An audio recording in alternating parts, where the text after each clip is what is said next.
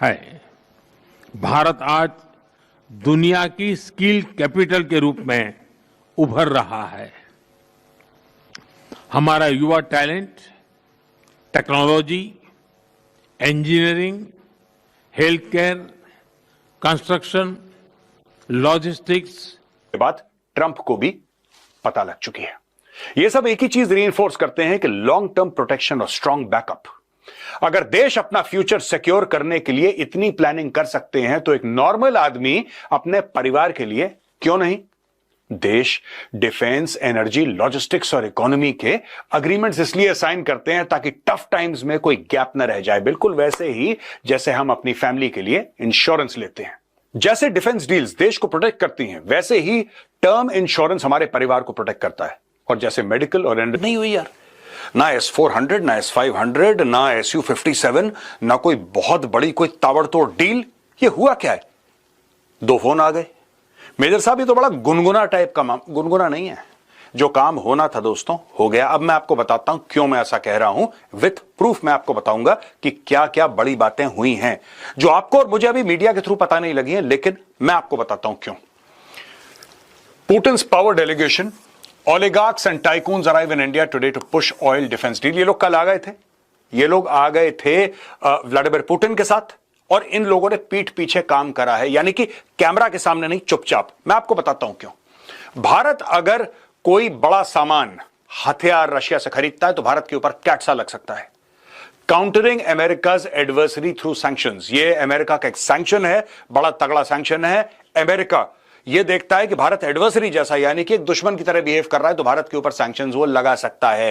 तेल के ऊपर, हथियार के ऊपर, ऐसी 10 चीजें हैं जिसके ऊपर अमेरिका ने सैंक्शंस लगा रखे हैं। का चैनल में फिर से स्वागत है। जैसा कि आप देख रहे हैं कि रूसी राष्ट्रपति व्लादिमीर पुतिन भारत के 2 दिवसीय दौरे पर है।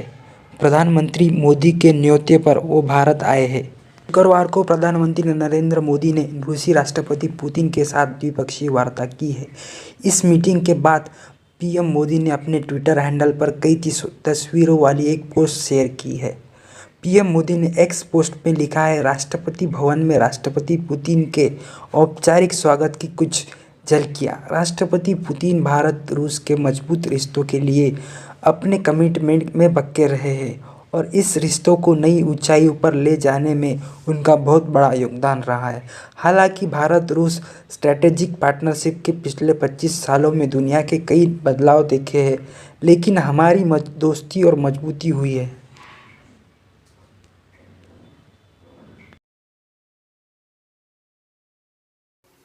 साहब जो है वो एक बार फिर उनकी एक्सटेंशन कर दी गई है और वो 5 साल के लिए ना सिर्फ ये कि आर्मी चीफ रहेंगे बल्कि उसके साथ साथ चीफ ऑफ डिफेंस फोर्सेस भी जो है वो भी रहेंगे। तो उसके उनके ऊपर भी हम बात करेंगे कि किसी भी कंट्री के लिए ये कहाँ तक सही है या आपको लगता है कि ऐसा नहीं होना चाहिए और एक्सटेंशंस नहीं होनी चाहिए। तो सर सबसे पहले कैसे देख रहे हैं आप विजिट को रशियन प्रेसिडेंट की? I think it's an important visit, लेकिन इसमें मुझे लगता कि they are performing for America. सबसे ज़्यादा वो एक परफॉर्मेटिव विजिट है।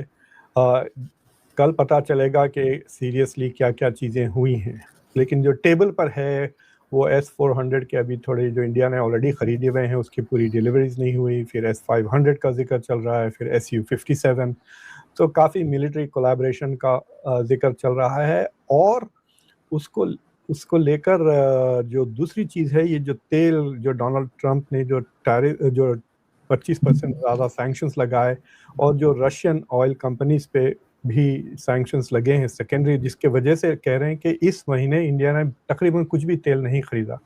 प्लस इंडिया हैज़ इंक्रीज जो लिक्विड पेट्रोलियम गैस है, LPG, वो अमेरिका से ज़्यादा ख़रीद रही है। तो इंडिया ने 2 चीज़ें की हैं, एक कि रशिया से तेल लेना कम कर दिया और अमेरिका के से गैस लेना बढ़ा दिया है, to try and bridge the gap. और क्लियरली क्योंकि बायलैटरल ट्रेड एग्रीमेंट अभी अमेरिका के साथ कंप्लीट हुआ ही नहीं, उसके डिस्कशंस चल रहे हैं, पता नहीं क्या हो रहा है। We have not heard anything पिछले 8-10 दिन में, तो उसका भी जिक्र डिस्कशन होगा।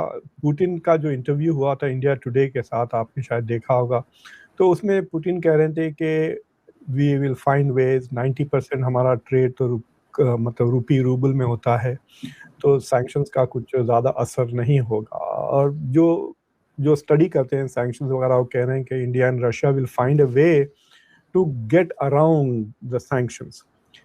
तो वो तो हो सकता है, लेकिन जो बरतानिया ने जो जहाज़ों को ढूंढ के, क्योंकि ये जो सैंक्शंस के अतराफ जाते हैं, वो जो कहते हैं ना शैडो फ्लीट बनाई हुई है रशिया ने, जो जहाज़ है रशिया के जिसको लोग आइडेंटिफाई नहीं करते कि रशिया के जहाज़ है, तो उसको भी ढूंढ के उस पर हर शिप पे इंडिविजुअली सैंक्शंस लगा रहे हैं, खासतौर से UK. So it is going to become more difficult and maybe more expensive, लेकिन वी विल सी के वो तो 3-4 महीने में पता चलेगा कि क्या इंडिया ने वापस तेल खरीदना शुरू कर दिया या नहीं। और इंडिया अगर नहीं कम करता, तो सैंक्शन से बच भी गया, तो नेगोशिएशंस में तो वो मुद्दा उठेगा ही with the Trump administration. So we will have to see कि इंडिया कैसे gets खुलकर और आपकी आवाम तक हम एक मैसेज दे पाते हैं, जहां मेरी कोशिश हमेशा होती है कि हम आलिया की तरह निष्पक्ष होकर सीधी बात करें। Thanks a lot sir, thanks a lot.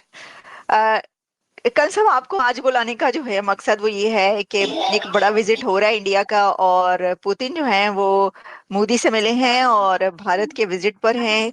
अब इसके अंदर वैसे तो इसके बहुत सारे एंगल्स हैं, लेकिन मैं आपसे ये जानना चाहूंगी कि कहा ये जा रहा है कि जैसे ट्रेड डील्स हो रही हैं, डिफेंस डील्स हो रही हैं, बड़े वेपन्स की बात हो रही है कि Su-57 स्टेल्थ फाइटर जेट्स जो हैं वो खरीदे जा रहे हैं इंडिया की तरफ से, और फिर Su-400 500 इंडिया की तरफ से खरीदे जाएंगे पुतिन से। तो वो एक कंसर्न ये पाया जाता है पाकिस्तान के अंदर कि क्या इंडिया ये जो हथियार खरीद रहा है, इतनी बड़ी डिफेंस डील कर रहा है रशिया के साथ, तो क्या पाकिस्तान पर एक और अटैक करने की तैयारी हो रही है, या पाकिस्तान के लिए ये हथियार खरीदे जा रहे हैं? ओवर टू यू कर्ण साहब। मंगे जी, मैं आपको बिल्कुल आपके थ्रू आपकी आवाम को बिल्कुल निश्चिंत कर दूं, इनमें से कोई भी हथियार हमें नहीं चाहिए पाकिस्तान के ऊपर अटैक करने के लिए। कोई भी नहीं चाहिए इनमें से। S-400 भी नहीं चाहिए, S-500 भी नहीं चाहिए, Su-57 जो आप बोल रहे हैं वो भी मुझे नहीं चाहिए। I don't require it. मैं आपको क्रिटिसाइज नहीं कर रहा, मैं आपको सच्चाई बता रहा हूं। क्योंकि अगर मुझे पाकिस्तान के साथ एक फुल फ्लेजेड लड़ाई लड़नी है, तो मेरी प्रेजेंट कैपेबिलिटी डाटा के तौर पर एक सुपीरियोरिटी में ऑलरेडी है। मैं ये कभी नहीं आपको झूठ बोलूंगा कि आपके पास टैंक मेरे से कम है, आपके पास सबमरीन मेरे से कम है, आपके पास नेवी के जहाज मेरे से कम है, आपके पास उड़ने वाले जहाज भी मेरे से कम है, वगैरह वगैरह। और सबसे बड़ी बात, जहाज होना या हथियार होना अपने आप में कोई फन्ने खा वाली बात नहीं है। आप उसे मेंटेन, उसके पीछे एक इकोनॉमी होनी चाहिए जो आपको मेंटेन कर पाए। आप रशिया का हालत देख रहे हैं, आप यूएस की भी हालत देख रहे हैं। लड़ाइयां आजकल, मान लीजिए मेरी बात, नए इकोनॉमी की है। मैं आपकी इकोनॉमी को कितना डिस्ट्रॉय कर पाऊंगा और आप उस इकोनॉमी को कितना सस्टेन कर पाएंगी लड़ाई में, लड़ाई जीती और हारी वहां जाएगी। क्योंकि ये जायज बात है, जीतेगा कोई भी, इकोनॉमिकली हारेंगे दोनों लड़ने वाले। इसलिए भारत की ये पॉलिसी मुझे कई बार ठीक लगती है कि अगर हमने न्यूक्लियर वेपन्स के लिए भी बोला है कि नो फर्स्ट यूज, तो उसका लॉजिक यही है कि अगर हम यूज करेंगे फर्स्ट, तो सेकंड कोई यूज करेगा, और उसके बाद मानवता तो दोनों तरफ मारी जाएगी। सो उस पॉइंट ऑफ व्यू से मैं आपको बता दूं, S-400 मेरे पास ऑलरेडी है। अच्छा चलिए, कोई नहीं, अगर आपके यहाँ पर कोई बाल की खाल निकालने की कोशिश करेगा और वो बोलेगा कि नहीं जी आप S-400 तो डिफेंसिव वेपन है भाई, एयर डिफेंस के लिए